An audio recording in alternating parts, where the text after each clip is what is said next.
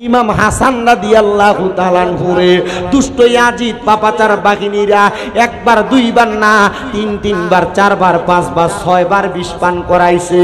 ইমাম হাসান বলে আমারে যখন তারা বিষ পান করায় কিন্তু এই বিষ দ্বারা আমার জীবন যায় না। কেন জানো?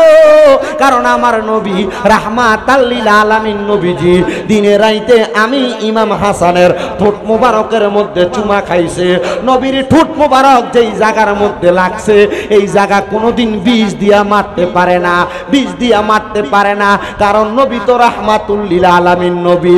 ইমাম হাসান রাদিয়াল্লাহু তাআলা আনহু একবার দুইবার তিনবার চারবার পাঁচবার ছয়বার বিষক্রিয়ায় যখন ইন্তেকাল শাহাদাত বরণ করে না, ইমাম হাসানের বিষের সাথে মরুভূমির নুরি পাথরকে ওই দুষ্ট পাপাচাররা বাইটা ইমাম হাসানের বিষের মধ্যে তারা মিশিয়া দিছে। হায় রে, ইমাম হাসান যখন ওই শরবতের পেয়ালা পান করেছে ছোট ছোট পাথরগুলা ইমাম হাসানের পেটের মধ্যে যাইয়া নারী বুড়িগুলা পর্যন্ত ছিটকে ফেলছে। ইমাম হাসান যখন ওই বিষক্রিয়া নয় পাথরের গুড়ার আঘাতে যখন মাটিতে চক্কর মেরে পড়ে যায়, ইমাম হাসান নানা কইয়া একটা জোরে চিল্লানি মারছে। কেমন ভালো নানারে বাসত, মুহাম্মাদুর রাসূলুল্লাহর তারা বাসত, নানা গো কইয়া চিল্লানি মারছে। ইমাম হুসাইন পাশের একটা জায়গায় থাকা অবস্থায় মালিক ইবনে মারওয়ান নামক একটা লোকরে ডাক দিয়া কয়, কোথায় জানি আমার প্রাণের বড় ভাই ইমাম হাসান ব্যথা পাইয়া নানা গো কইয়া চিল্লানি মারছে। আরে না, তোমার ভাই না, অন্য কেউ চিল্লানি মারতে পারে।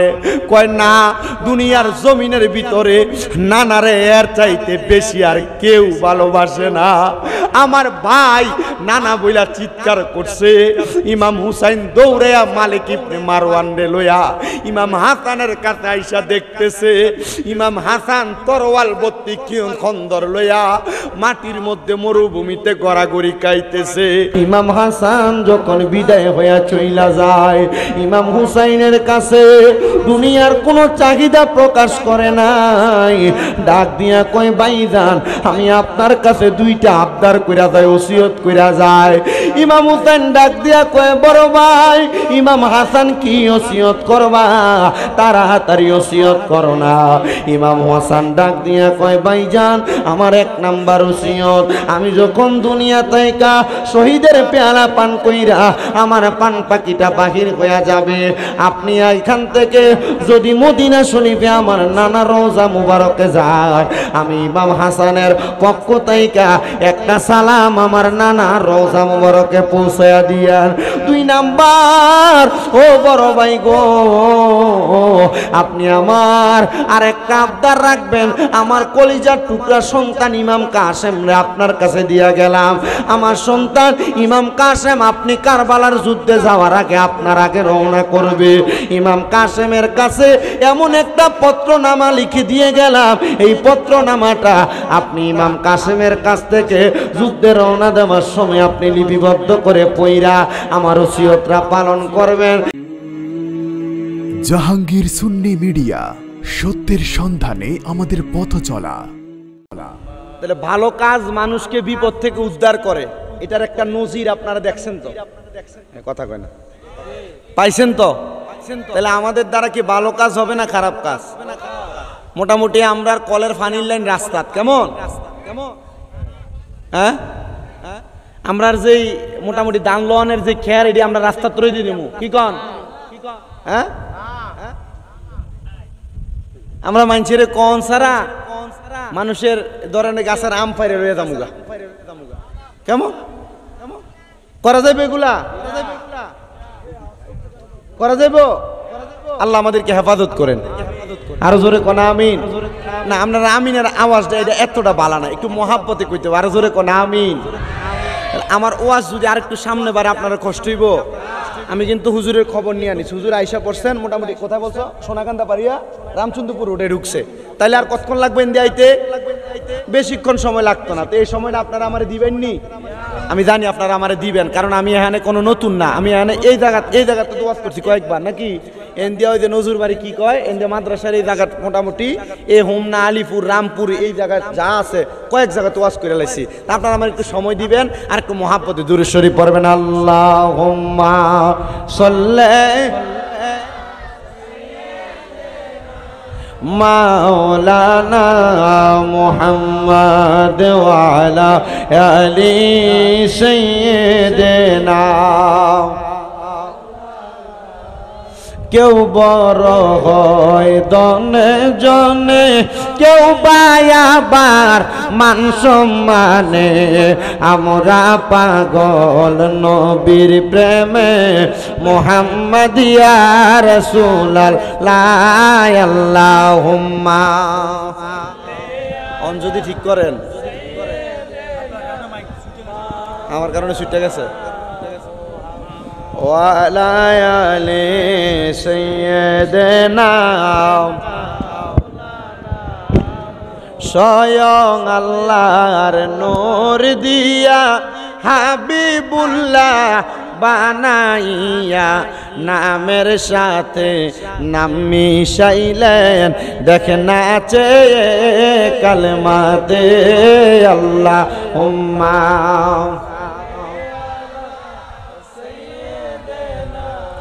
মাওলানা মুহাম্মদ ওয়া আলা আলি সাইয়্যিদিনা। আসেন আমার ভাইয়েরা, বাবারা, বন্ধুরা, এই মাসটা চলতেছে পবিত্র জিলহজ মাস। জোরে কোন কি মাস? এই জিলহজ মাসে আমার আল্লাহ তাআলা ইব্রাহিম নবীর মাধ্যমে ওনার সন্তান ইসমাইল জবিউল্লাহর কোরবানি, ওনার সন্তানের জায়গায় জান্নাতি দুম্বা কোরবানির মাধ্যমে এই মাস শেষ করছে। আবার আমার আল্লাহ তাআলা এই ইসমাইল আলাইহিস সালাতু ওয়াস সালামের পরবর্তী মানে জিলহজের কোরবানি পরবর্তী আরবি মাস শুরু করছে আমার আল্লাহ আরেকটা কোরবানির মাধ্যমে, যেই কোরবানিটা হইছে কারবালার ময়দানে। কথা কোন ঠিক কিনা? ও বাবা, এই কারবালার বয়ান যদি সুন্নিরা করতে যায় তাইলে সুন্নিদের কারবালার বয়ান বড় লম্বা হবে, কিন্তু দেখবেন এলাকার আশেপাশের মধ্যে বিভিন্ন জায়গায় বড় বড় হুজুররা, বড় বড় বক্তারা ওয়াজ করে, কথা সত্য। বদরের যুদ্ধের ওয়াজ করে, উহুদের যুদ্ধের ওয়াজ করে, খন্দকের যুদ্ধের ওয়াজ করে, লেকিন কারবালার যুদ্ধের ওয়াজ করে না। কারবালার যুদ্ধের ওয়াজ যদি করে তাইলে আমার নবীর গায়েবের খবরের প্রমাণ হয়ে যাবে। কথা কোন ঠিক কিনা? বন্ধুরে বলে হুজুর কেন কেন প্রমাণ হবে? কারণ কারবালার ময়দানের পুরাটা যুদ্ধ এটা আমার নবীর এলমে গায়েবের প্রমাণ। বলে হুজুর কেমনে এলমে গায়েবের প্রমাণ? আমার দয়াল নবী রাহমাতুল্লিল আলামিন নবীজির কলিজার টুকরা সন্তান ছিলেন দুইজন ছেলে সন্তান, একজনের নাম তৈয়ব আর একজনের নাম ছিল তহের। আমার নবীর দুইজন সন্তান আমার দয়াল নবী রাহমাতুল্লিল আলামিন নবীর কাছে, আর আমার নবীর কলিজার টুকরা নাতি খাতুনে জান্নাত মা ফাতেমাতুজ জহরা রাদিয়াল্লাহু তাআলা আনহা, ওই খাতুনে জান্নাত ফাতেমার দুইজন সন্তান, একজনের নাম ইমাম হাসান আর একজনের নাম ইমাম হুসাইন রাদিয়াল্লাহু তাআলা আনহুমা। আমার নবীজি ওনার ছেলেদের চাইতে হযরত ইমাম হাসান হুসাইনকে বেশি ভালোবাসতেন। দয়াল নবীরে প্রশ্ন করা হয়, ইয়া রাসূলুল্লাহ, ইয়া হাবিবাল্লাহ নবী গো, ও দয়াল নবী রাহমাতাল লিল আলামিন নবীজি, আপনি আপনার ছেলে সন্তানদের চাইতে হাসান হুসাইনকে কেন বেশি ভালোবাসতেন? আমার দয়াল নবী কয়, জগতের সাহাবায়ে কেরামের দলেরা, আমার আল্লাহ তাআলা আমার হাসান হুসাইনকে দুনিয়ার জমিনে পবিত্র বানাইছে। আল্লাহ কোরআনে কয়, ইন্নামা ইউরিদুল্লাহু লিইউযহিবা আনকুমুর রিজসা আহলাল বাইতি ওয়া ইউতাহিরাকুম তাতহীরা। আমার আল্লাহ কয়, নিশ্চয় বন্ধু নবী গো, যারা আপনার আহলে বায়াত, যারা আপনার বংশধর, আমি আল্লাহ তাআলা তাদেরকে পৌত পবিত্র বানায়া দিছি। আমার দয়াল নবী ডাক দিয়া কয়, সাহাবায়ে কেরাম, আমার ইমাম হাসান ইমাম হোসেন এই দুইজন হবে জান্নাতের যুবকদের সরদার। আমার উম্মতের মধ্যে যেই যুবকেরা দুনিয়ার জমিনে আমি নবীরে মুহাব্বত করবে, ভালোবাসবে, তারা আমার ইমাম হাসান আর হুসাইনের সাথে জান্নাতের মধ্যে যাবে। আমার দয়াল নবী রাহমাতুল লিল আলামিন নবী কয়, জগতের মানুষ, আমি ইমাম হাসান আর ইমাম হুসাইন রাদিয়াল্লাহু তাআলা আনহুমা এই দুইজনকে আমার সাথে নিয়ে আমি রওনা করলাম মসজিদে নববীর দিকে। হাসান হুসাইন আরবের মরুভূমির মদিনা শরীফের পাথরের আঁকা বাঁকা রাস্তা দিয়ে যখন হাঁটে, হাসান হুসাইন উহ আহ করে শব্দ করতে লাগলো। আমি বুঝতে পারলাম মরুভূমির পাথরগুলা তাদেরকে বড় কষ্ট দেয়, তাদেরকে বড় আঘাত দেয়। আমি এইটা দেখা ইমাম হাসানকে আমার ডান কাঁধ মুবারকে উঠাইলাম, ইমাম হুসাইনকে আমার বাম কাঁধ মুবারকে উঠাইলাম।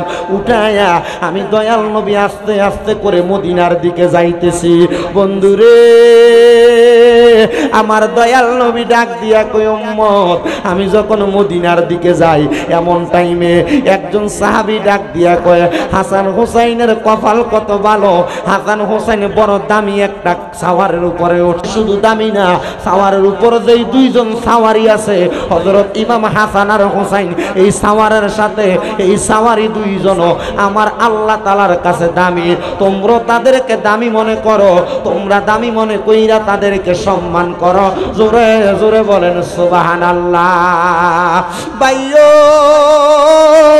আমার দয়াল নবী এই কথাটা বইলা হযরত ইমাম হাসান হুসাইন নিয়া আমার নবী মদিনা শরীফে প্রবেশ করছে। মদিনা শরীফে প্রবেশ কইরা আমার নবীজি ইমাম হাসান আর হুসাইন রাদিয়াল্লাহু তাআলা আনহুরে নবীজির ডান ডান মোবারক এবং বাম ডান মোবারকের উপরে বসাইয়া আমার নবীজি ইমাম হাসান হুসাইনকে আদর করতেছে। এমন টাইমে মুআল্লিমুল মালাইকা হযরতে জিবরাইল আলাইহিস সালাতু ওয়াস সালাম, সব জিবরাইলদের উস্তাদ হযরতে জিবরাইল আলাইহিস, সব ফেরেশতার উস্তাদ হযরত জিবরাইল আলাইহিস সালাতু ওয়াস সালাম আয়েশা আমার নবীর কাছে ডাক দিয়া কয়, নবী গো, ইয়া রাসূলুল্লাহ, নবী গো, আমার আল্লাহ বলছে আপনার এই আদরের দুইজন নাতি থাইকা একজন নাতিরে আমার আল্লাহ তাআলার ওয়াস্তে আল্লাহ নিয়া যাইব। আমার দয়াল নবী ডাক দিয়া কয়, জিবরাইল, আমার আল্লাহরে জানায়া দাও আমি আমার এই দুইজন নাতির একজনকেও দিতাম না। আমি নবীদের দুইজন সন্তান আছে রে, এর মধ্য থেকে একটা সন্তান রে নিয়া যাইতে বলো। আমার আল্লাহ তাআলা আমার নবীর ইচ্ছাটারে মানব জাতির কাছে ধর্ম বানায়া পাঠাইছে। নবী যা ইচ্ছা করত মানব জাতি সেই ইচ্ছার আমল করা লাগতো। এখনো পর্যন্ত করে, কিয়ামত পর্যন্ত করবে, করতে থাকা লাগবে।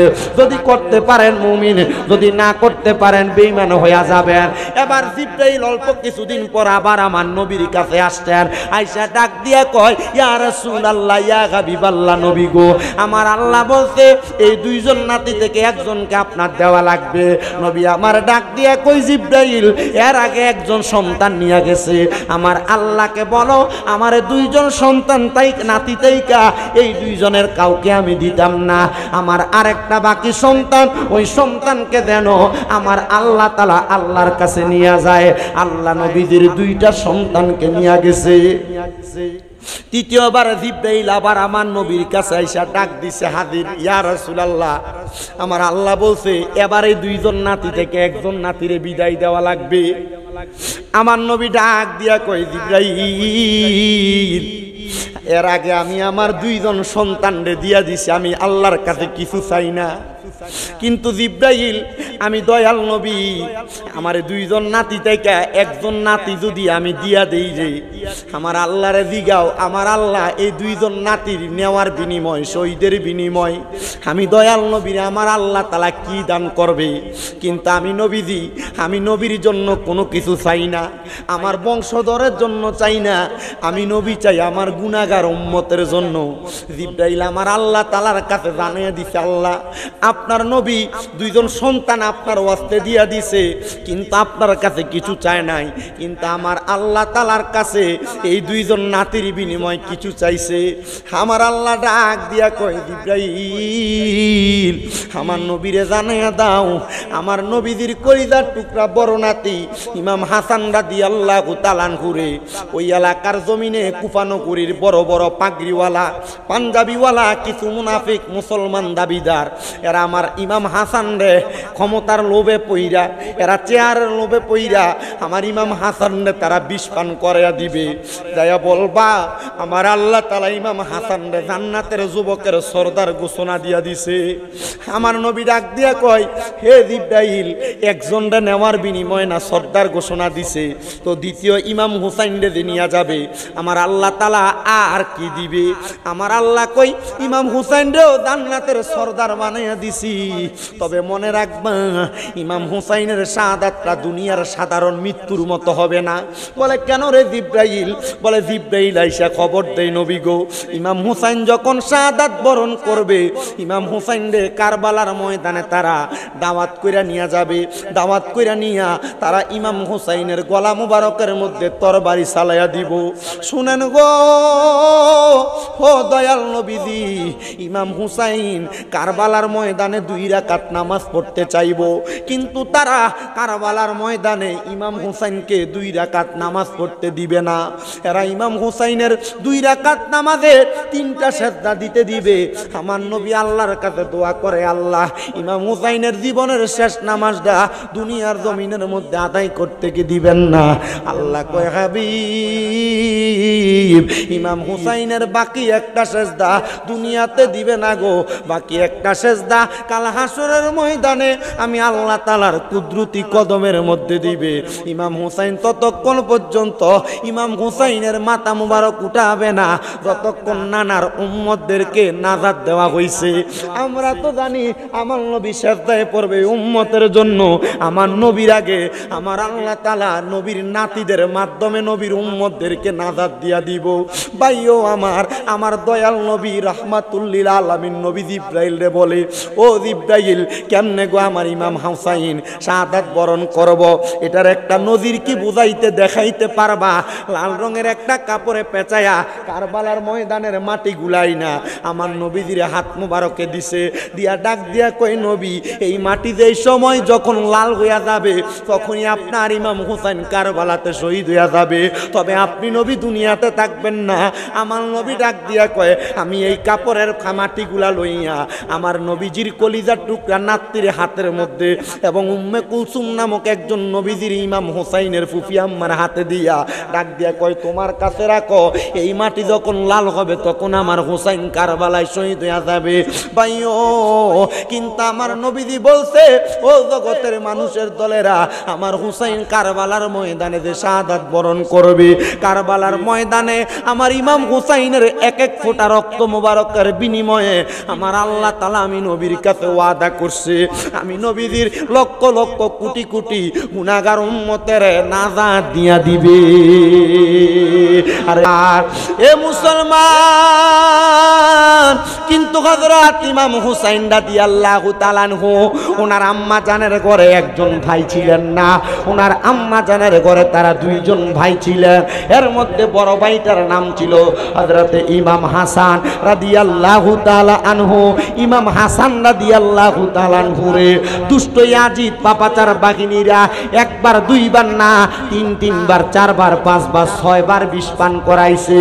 ইমাম হাসান বলে, আমারে যখন তারা বিষ পান করায় কিন্তু এই বিষ দ্বারা আমার জীবন যায় না। কেন জানো? কারণ আমার নবী রাহমাতাল লিল আলামিন নবীজি দিনে রাইতে আমি ইমাম হাসানের ঠোঁট মোবারকের মধ্যে চুমা খাইছে।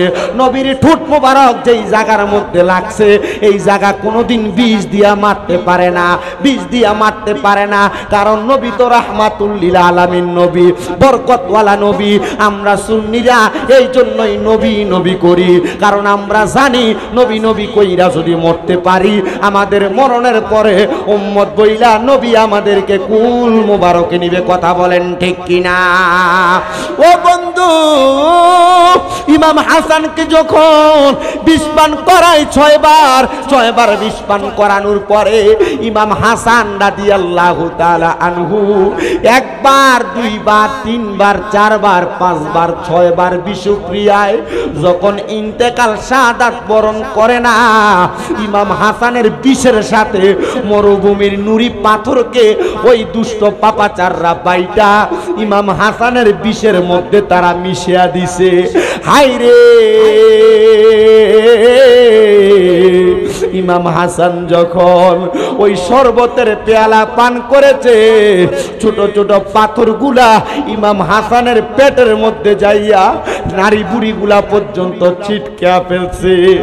আর সাওয়ারিকুল মুহরিকার মধ্যে লিখতেছে ইমাম হাসান যখন ওই বিষক্রিয়া নয় পাথরের গুড়ার আঘাতে যখন মাটিতে চক্কর মেরে পড়ে যায়, ইমাম হাসান না না কইয়া একটা জোরে চিল্লানি মারছে। দুনিয়ার মানুষ, ও পর্দার অন্তরালের মা, ও হোমনা আলীপুরের বাবা, একটু ব্যথা পাইলে পায়ের মধ্যে উষ্টা খাইলে আল্লাহ গো মাগ গো কই আমরা চিল্লানি মারি।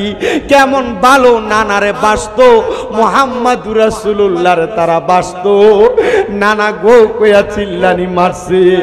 ইমাম হুসাইন পাশের একটা জায়গায় থাকা অবস্থায় মালিক ইবনে মারওয়ান নামক একটা লোকরে ডাক দিয়া কয়, কোথায় জানি আমার প্রাণের বড় ভাই ইমাম হাসান ব্যথা পাইয়া নানা গো কইয়া চিল্লানি মারছে। আরে না, তোমার ভাই না, অন্য কেউ চিল্লানি মারতে পারে। কয় না, দুনিয়ার জমিনের ভিতরে নানারে এর চাইতে বেশি আর কেউ ভালোবাসে না। আমার ভাই নানা বইলা চিৎকার করছে। ইমাম হুসাইন দৌড়াইয়া মালিক ইবনে মারওয়ান রে লইয়া ইমাম হাসানের কাছে আইসা দেখতেছে ইমাম হাসান তরোয়াল ভর্তি খন্দর লইয়া মাটির মধ্যে মরুভূমিতে গড়াগড়ি খাইতেছে। ইমাম হুসাইন বারবার জিগায়, ও ভাই কে আপনারে বিষ পান করাইছে, কে শাহাদাত করছে, একবার আমারে নামটা বইলা দেন, আমি আমার তরবারি দিয়া তার গর্দান আলাদা করে দিব। ইমাম হাসান বলেছে, ইন্নাল্লাহা মা'আস সাবিরিন, নিশ্চয় ধৈর্য ধারণকারীর সাথে আল্লাহ আছে। হায় রে, ইমাম হাসান আপনার শহীদ করে দিল, তবু আপনি ধৈর্যের বাণী শোনান, কারণটা কি? বলে অন্য কোনো কারণ না, অন্য কোনো কারণ না, কারণ আমি জানি এইগুলা আমারে এখন শাহাদাত করছে, আমার নানার উম্মতেরা দুনিয়াতে থাকবে, আমার নানার উম্মতের তারা আঘাত করবে, নানার উম্মত ইমানি পরীক্ষা দেওয়ার জন্য তারা যুগ যুগ করে বেঁচে থাকবে। একজন লেখক ইমাম হাসান আর হুসাইনের ওই সময়ের কথোপকথনটা সুরে সুরে লিখতেছে, আরে ও ভাই কহে একেবার শুনি, ওরে কে তোমারে খাওয়াইলো জহর, নবীজির পরানি রে, বাইরে আমার সোনার চন্দ্রমণি, আকাশ কান্দে বাতাস কান্দে, কান্দে দরিয়ার পানি, ওরে দুই পুত্র রাইয়া কান্দে জান্নাতে ফাতেমা জননী রে, বাইরে আমার সোনার চন্দ্রমণি, ছোট ভাই কই বড় ভাই রে, ও ভাই কেমনে যাও চলিয়া,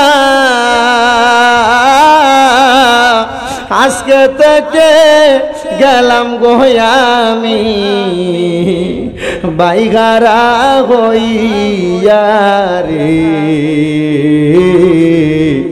বাইরে আমার সোনার চন্দ্রমণি। আল্লাহ বলে ও জিবরাইল, জিবরাইল যাও না রে চলিয়া, 70,000 ফেরেশতা আনো জানাজার লাগি ইয়ারে বাইরে আমার সোনার চন্দ্রমণি ও ভাই কহে একবার শুনি ওরে কে তোমারে খাওয়াইলো জহর নবীজির পরানি রে বাইরে আমার সোনার চন্দ্রমণি হে আলিপুর কাদরিয়া মাদ্রাসা এতিমখানার মাহফিলের বাবারা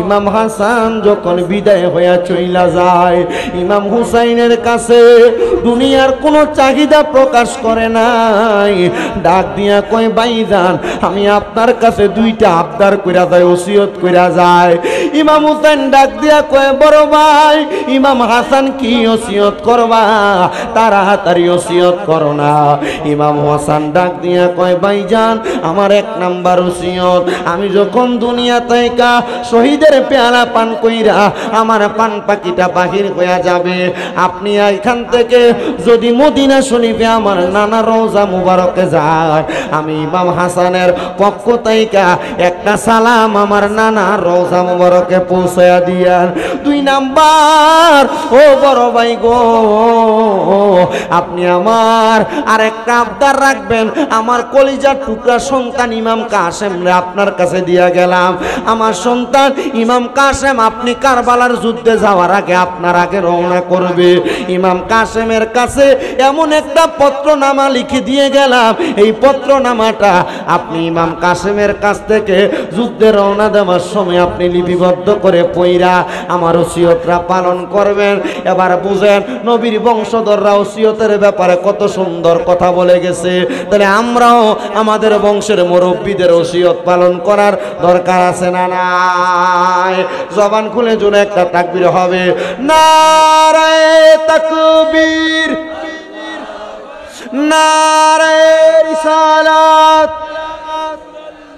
নারায়ে রিসালাত জনাব ডাক্তার শহীদুল্লাহ সাহেবের আগমন এই মাহফিলের পক্ষ থেকে আলিপুর কাদরিয়া হাফিজিয়া সুন্নিয়া মাদ্রাসার পক্ষ থেকে নারায়ে তাকবীর সবাই জোরে পড়েন মারহাবা আমরা দেখতে পাচ্ছি আজকের মাহফিলে যিনি সম্মানিত উদ্বোধক যিনি আপনাদের আবাসিক মেডিকেল অফিসার উপজেলা স্বাস্থ্য কমপ্লেক্স জনাব ডাক্তার শহীদুল্লাহ সাহেব উনি এসে উপস্থিত হয়েছেন আপনারা খুশি না বেজার সবাই পড়ি আলহামদুলিল্লাহ উনি শুধু আপনাদের মাহফিল উদ্বোধক হয়ে আসছেন শুধু কথাটা কিন্তু স্বাভাবিক এটা নয় ওনার গ্রাম দড়িবাসানিয়া তো ওনার গ্রাম দড়িবাসানিয়া ওনাদের কলিজাটা এত বড় দড়িবাসানিয়া এলাকায় ওনারা বিশাল এক প্রজেক্ট তৈরি করছেন মাদ্রাসার জন্য মারহাবা পড়েন না আদবে মুস্তাফা সাল্লাল্লাহু আলাইহি সাল্লাম হাফিজিয়া মাদ্রাসা এতিমখানা ওনাদের এলাকার মানুষ 43 শতক জায়গায় মাদ্রাসার জন্য দিয়ে দিয়েছে এই গত মাহফিলে গত বছর আমি দীর্ঘ 5 বছর টানা ওদের এখানে যাচ্ছি মাহফিলে আলহামদুলিল্লাহ পড়েন না গত বছর ওনাদের এলাকার মানুষ শুধু লক্ষ লক্ষ টাকা ওনাদের মাহফিলে দান করছে এই মাদ্রাসার জন্য আপনারা দোয়া করবেন আল্লাহ তাআলা ওনাদেরকে দিয়ে যেমন ভাবে জনসেবা করাচ্ছেন আল্লাহ তাআলা যেন এই আলিপুর কাদরিয়া হাফিজিয়া সুন্নিয়া মাদ্রাসারও একটা ভালো কাজে ডাক্তার শহীদুল্লাহ সাহেবরে লাগায় দেয় আমিন পড়েন না আপনারা আমাদের নমুনা বোঝা যায় উনি যদি মাদ্রাসার কোনো ভালো কাজ করে আপনারা কোন দিয়ে কইমা দেবো গা কথা কয় না কইমা দেবো গা ওনারা মাদ্রাসা দিলে কি লস হইব কথা কয় না লস হইব দেখবেন ওই তারা আপনারা কত সুন্দর করে ফতোয়া দিয়া দিব না না না সুন্নি মাদ্রাসায় দিস না মাদারে দিস না আবার কি যা কাল্লা বাবার মাদারে দিয়ে কোনো কিছু দিস না মান্নত করিস না আমরা মাদ্রাসা দেলা কথা কন না কে রে কেল্লা বাবার মাজারে দিলেও তো মানছে খায় মাদ্রাসা দিলেও তো মানছে খা তো কেল্লা বাবার মাজারে দিলে হারাম তোমরার কাছে দিলে হারাম বলে না এরা স্বার্থর ব্যাপারে ফতুয়া দেয় কথা কন না কেন এরা ফাইবার লেগে ফতুয়া দেয় কয় মরার পরে 60 দিন না 40 করে খানা করিস না আবার যদি কয় খানাটি রাইন্দা তার মাদ্রাসা দেলাইবো তাহলে খুশি হও কথা কন না কে রে আছে না নাই আল্লাহ এরা থেকে আমরা হেফাজত করো আমি কারোর বদনাম করি না ভাইজান এই পৃথিবী সুন্দর স্বাভাবিক শালীনতা নিয়ে চলে। একটা মাদ্রাসা দ্বীনি শিক্ষা প্রতিষ্ঠান, কোরআন শিক্ষা গ্রহণ করবে। এখানে যদি কেউ কোনো কিছু দান করে, সদকা করে, তা আপনারা এটার বেদাত ফতুয়া দেন কে লেগা? না, দেলাইলে তো আমরার বাগেরটা কমে দেবো। এই কথা কন না কে রে? ঠিক না? তো ডাক্তার শহীদুল্লাহ সাবরিদি আলিপুর মাদ্রাসায় কিছু একটা হক আপনারা কারা কারা চান হাত তুলেন। ওই চাই না বলে, চান কি চান না? হাত একটা তুলছে, মনে হয় অল্প চাই, দুইটা তুলে একটা জোরে তাকবীর দেওয়া চাই, জোরে।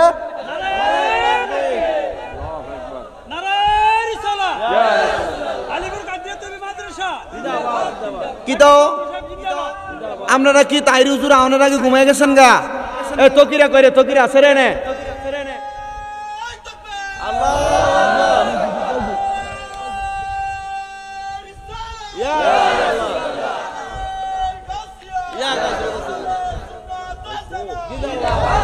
জোরে কোন মারহাবা, আসতে কইছে মারহাবা। মাদ্রাসার উন্নয়ন হইলে আমরা লাভ না লস, পোলাপান কোরআন হাদিস শিখলে লাভ না লস। আলিপুর মাদ্রাসায় এতিম পোলাপান আছে না নাই? মা নাই এমন বহুত পোলাপান আছে, চিকিৎসা করাইতে পারেন এমন বহুত এতিম পোলাপান আছে। তাহলে আপনারা মাদ্রাসার প্রতি খেয়াল রাখবেন তো।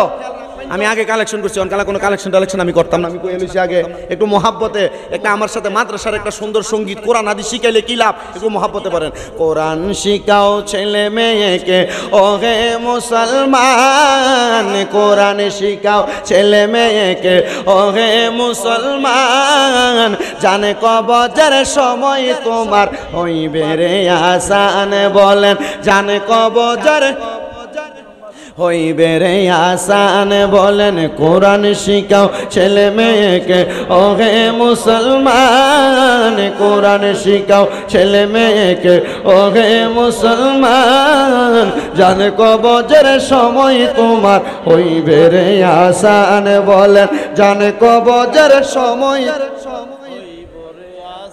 একটি ছেলে আলেম হলে আরে পড়বে কোরআন মৃত্যুকালে, আইরে দূর হবে বিয়াদবে শয়তান, থাকবে রে ঈমান, জানে কবজের সময় তোমার হইবে রে আসান, পড়েন জানে কবজের সময় তোমার হইবে। ওরে একটি মেয়ে আলেমা হলে ওরে পড়বে কোরআন মৃত্যুকালে, আইরে দূর হবে বিয়াদবে শয়তান, থাকবে রে ঈমান, জানে কবজের সময় তোমার হইবে রে আসান, বলেন কোরআন শিখাও ছেলে মেয়েকে ওহে মুসলমান, কোরআন শিখাও ছেলে মেয়েকে ওহে মুসলমান, জানে কবজের সময় তোমার হইবে রে আসান। আল্লাহ তাআলা প্রত্যেকের সন্তানকে আল্লাহ তাআলার কোরআন নবীর হাদিস শিখানোর তৌফিক দান করুন, জোরে পড়েন আমিন। বাবাজিরা কোরআন হাদিস শিখলে লস হবে না। বলে হুজুর আমি ডাক্তার বানাইতাম, বানাও অসুবিধা নাই, আগে কোরআন শিখাও ডাক্তার হইতে পারবে। হুজুর আমি ম্যাজিস্ট্রেট বানাইতাম, বানাও অসুবিধা নাই, কোরআনটা শিখিয়ে দাও, যেন মরার পর কবরের সামনে যায় তোমার জন্য দোয়া করতে পারে। আসেন আমার ওয়াজের দিকে চলে যাই বাবারা। মাহফিলের প্রধান বক্তা পীর মুফতি গিয়াসউদ্দিন আত-তাহিরি হুজুর আসার আগ পর্যন্ত আমি আমার বয়ানের কারবালার ইতি টানবো, একটু চেষ্টা করবেন মনোযোগের সাথে শুনতে।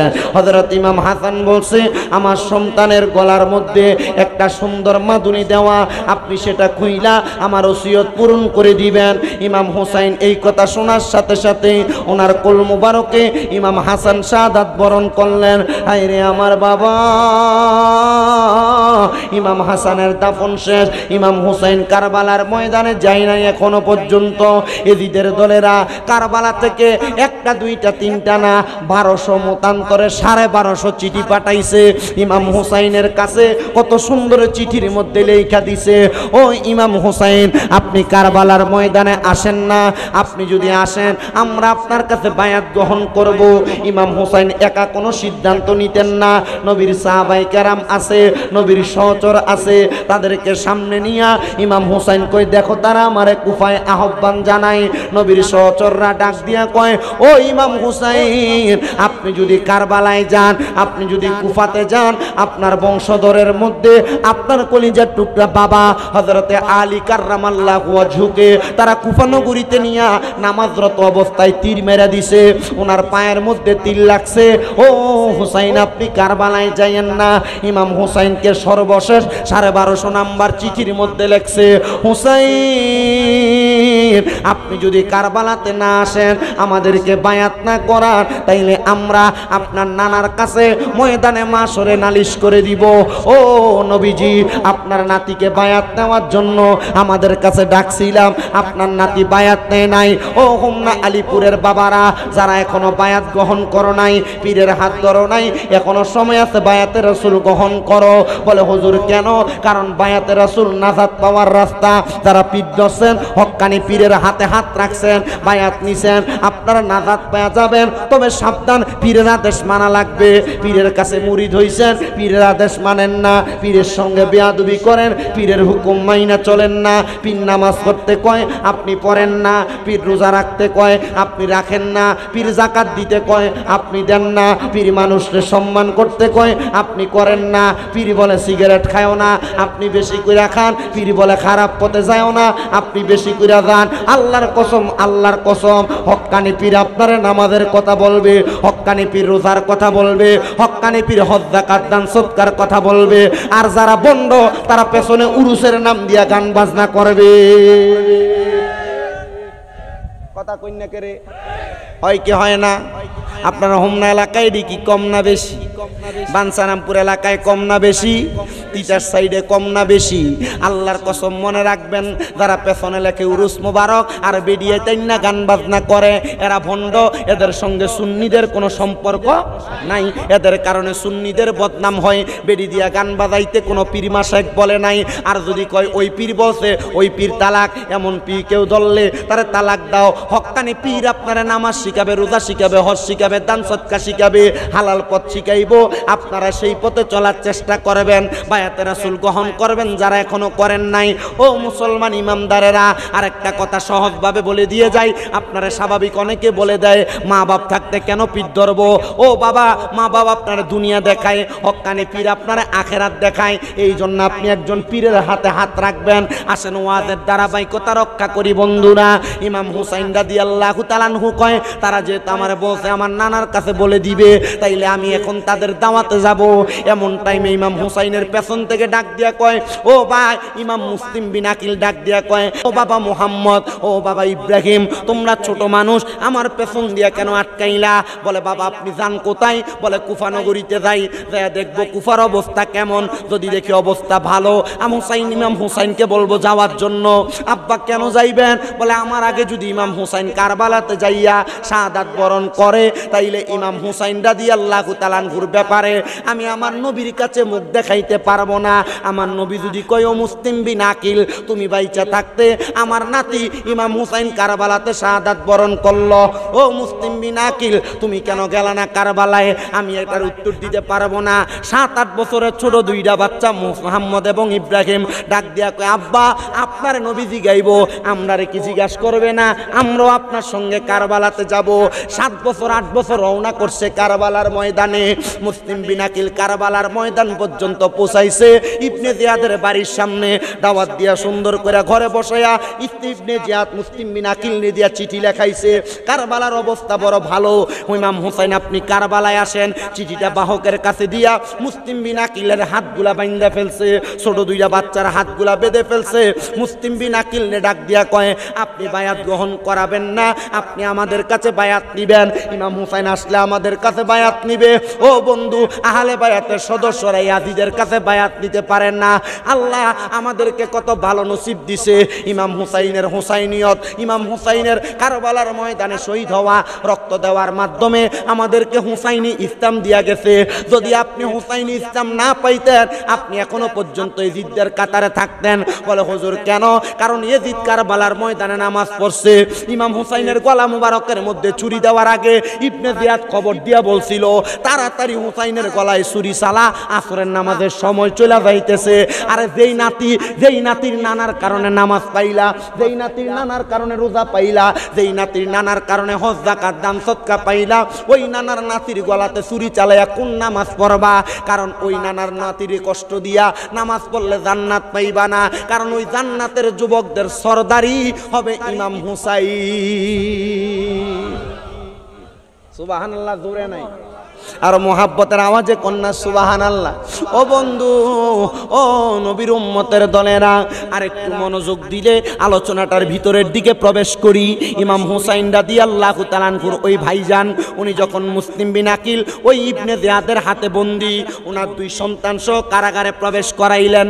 মুসলিম বিন আকিল রাদিয়াল্লাহু তাআলা আনহুরে ওই কারাগারের দরজায় যিনি প্রহরী ছিল, উনি ডাক দিয়া কয়, আপনার চেহারা বড় সুন্দর, আপনার চেহারা বড় নুরানি, আপনার দেখতে বড় ভালো লাগে, আপনি কি আহলে বায়াতের এমন একজন নাকি?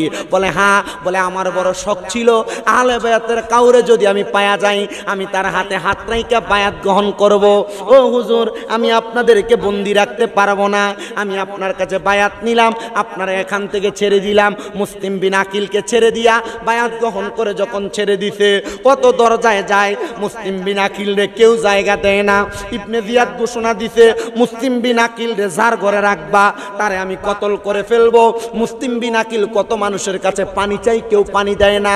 কিন্তু ওই কারবালা এলাকায় একটা মহিলা ছিল, ওই মহিলাটা ডাক দিয়া বলতেছে, আমার কাজ ছিল ইবনে জিয়াদের মানে ইয়াজিদের বাড়িতে কাজ করা, দাসী বান্দিগিরি করা, কিন্তু যখন আমার সামনে চলে আসলো হযরত ইমাম হুসাইনের আওলাদ, আহলে বায়াতের আওলাদ হযরত মুসলিম বিন আকিল, আমার দরজায় এসে পানি চাইছে, আমি তারে ফিরিয়ে দিতে পারি নাই। ও ইবনে জিয়াদের দাসী, ইবনে জিয়াদের বান্দি, তুমি কেন তারে ফিরিয়ে দাও না? বলে আমি যদি তারে পানির জন্য ফিরিয়ে দেই, আর যদি আমার নবী আমারে বলে আমার আহলে বায়াত, আমার বংশধর তোমার কাছে পানি চাইছে, তুমি দাও নাই, আমি নবীর কাছে উত্তর দিতে পারবো না, এই জন্য আমি ওনাকে পানি দিলাম। উনি পানি পান করার পরে আমাকে বললেন কিছুক্ষণ আমারে আশ্রয় দেওয়া যাবে, আমি তারে আমার ঘরে আশ্রয় দিলাম। ও বন্ধুরা, ইবনে জিয়াদ চারদিকে খবর লাগিয়ে দিছে, কোথায় রে মুসলিম বিন আকিল, কোথায় পালাইছে, কার ঘরে পালাইছে? মুসলিম বিন আকিল কি তোমাদের কাছে আছে? সবাই বলে না, আমাদের কাছে নাই। কিন্তু মুসলিম বিন আকিল ওই মহিলার ঘরের মধ্যে থাইকা ইসলামের দাওয়াত দেয়, নবীর প্রেমের দাওয়াত দেয়, কেউ কোনো খবর জানে না, ইবনে জিয়াদের কাছে কেউ যায় না, সব মুসলিম বিন আকিল আহলে বায়াতের সদস্যর কাছে যায়। হায়রে বাবা, হযরত ইমাম মুসলিম বিন আকিল যখন দাওয়াত দেয়, একটা গুপ্তচর ইয়াজিদ বাহিনী লাগিয়ে দিছে। ওই গুপ্তচোরটা হাতের মধ্যে তসবিহ নিয়া, আর এক হাতের মধ্যে এক পোটলা দেরহাম নিয়া সুবহানাল্লাহর জিকির করতে করতে মসজিদে ঢুকছে। ওই ঢুকছে সুবহানাল্লাহর জিকির করতে করতে মসজিদে ঢুকছে। একদিন, দুই দিন, তিন দিন, 7 দিন পর্যন্ত মসজিদে জিকির করে। একজন আইসা জিজ্ঞাসা করে, ও আল্লাহর বান্দা, হাতের মধ্যে একটা পুটলি আর একটা তাসবিহ নিয়া মসজিদে আজকে 7 দিন জিকির করেন, বাড়ি কোথায়, কাজ কি? বলে আমার বাড়ি বড় বহুদূর, আমি খবর পাইলাম কুফানগরীতে মুসলিম বিন আকিল আহলে বায়াতের সদস্যের আগমন হয়েছে, তোমরা কি আমারে খবর দিতে পারবানি? বলে হ্যাঁ, খবর দিতে পারবো, খবর দিতে পারবো, তবে যদি খবর দাও তাহলে আমার কাছে 300 দিরহাম আছে, এগুলা আমি আহলে বায়াতের হাতে তুইলা দিয়া আমি বায়াত গ্রহণ করতাম, হাদিয়া দিয়া বায়াত গ্রহণ করবে। আসলে হাদিয়া দিয়া বায়াত গ্রহণ করবে না, নবীর বংশের সঙ্গে প্রতারণা করবে। মুসলিম বিন আকিলের কাছে এবার তারে নিয়ে যাওয়া হইল। সে মুসলিম বিন আকিলের দরবারে যা কথা হইতো এগুলা ইয়াজিদের কাছে আদান প্রদান করত। বন্ধু, ইবনে জিয়াদ মুসলিম বিন আকিলের কাছে 10 জন ব্যক্তি পাঠাইছে, খবর দিয়া বলে, মুসলিম বিন আকিল আপনি তাড়াতাড়ি চলেন, ইবনে জিয়াদ আপনার সঙ্গে সমঝোতা করবে। এই কথা বইলা ঘর থেকে বের করছে, বের করে হাতের তরবারিটা নিয়ে গেছে, ডাক দিয়া কই, মুসলিম বিন আকিল আপনি রওনা করেন। ওনারে ঘোড়ার পিঠে চড়াইয়া মুসলিম বিন আকিল রে ইবনে জিয়াদের বড় বিল্ডিং এর ছাদে উঠায়া ইবনে জিয়াদ ওই ইমাম মুসলিম বিন আকিলের গর্দানটার মধ্যে ধইরা, গর্দান ডাইরেক্ট আলাদা ঘোষণা করে ফেলছে আর ঘোষণা দিছে এই কুফা নগরীতে কোনো মানুষ যদি নবীর বংশরে মোহাব্বত করে, নবীর বংশের কাছে বায়াত নেয়, নবীর বংশের কাছে তারা যদি বায়াত নেয়, ওই ব্যক্তির গর্দান মুসলিম বিন আকিলের মতো কতল করা হবে। ছোট ছোট দুইটা বাচ্চারে আবার জেলখানার মধ্যে ঢুকাইছে। ছোট বাচ্চা দুইটাই এমন ভাবে কান্দে, ওই ছোট বাচ্চাগুলা রাত্র যখন হয়ে গেছে, জেলখানার ওই আহলে বায়াতের প্রেমিক প্রহরীটা আবার বাচ্চাদেরকে ছাইরা দিছে। দেওয়ার সময় ওনার হাতের একটা আংটি ওই ছোট দুইটা বাচ্চার হাতে দিয়া বলছে, তোমরা এখান থেকে একবারে বরাবর পশ্চিমে যাইবা। সেখান থেকে আজকে একটা কাফেলা কুফানগরী থেকে মদিনার উদ্দেশ্যে যাবে, তোমরা তাদের সঙ্গে তাড়াতাড়ি মদিনাতে চইলা যাইবা। নবীর নাতিরে খবর দিবা তারা যেন কারবালাতে না আসে, কারবালায় আসলে ইবনে জিয়াদ তাদের সঙ্গে বেঈমানি করবে। হায় রে বাবা, ওই ইমাম হুসাইন রাদিয়াল্লাহু তাআলা আনহু, হাসান রাদিয়াল্লাহু তাআলা আনহু মদিনা শরীফের পাশে যেই ঘরে বসবাস করত, আমার নবীজির কন্যা খাতুনে জান্নাত মা ফাতেমা যেই ঘরে বসবাস করত, অল্প কিছুদিন হয় আমি ওই মা ফাতেমার ঘরটারে নিজে দেয়া ধরছি।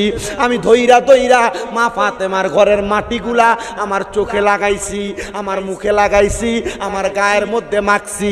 আমি চিন্তা করছি রে, খাতুনে জান্নাত মা ফাতেমা তুজ জহরা এই ঘরের মধ্যে বসবাস করতেন। জোরে কোন মারহাবা।